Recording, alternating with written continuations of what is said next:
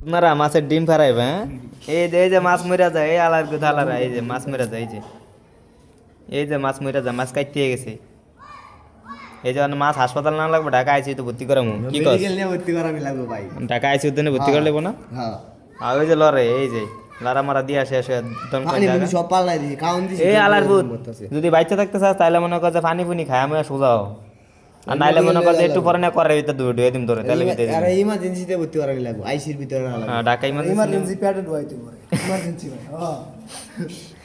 বংশন করতে হবে কি করব তুই কাহিনি করিস না বুঝছো যত কাহিনি করস তোরে তুই যদি বাঁচতে চাস তাহলে সোজাও ঠিক আছে আর মরতে চাইলে মনে কর এমনি থাক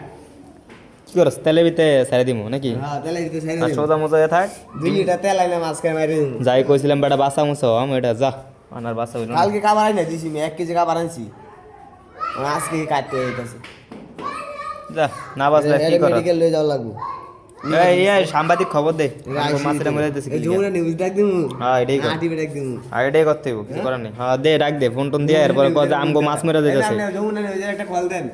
নাম্বার কোন আমাকে মাছ মারা যাইতাছে নাম্বারটা আমার ডিলিট হয়ে গেছে কোন হ্যাঁ নাম্বারটা ডিলিট হয়ে গেছে আমার মোবাইলে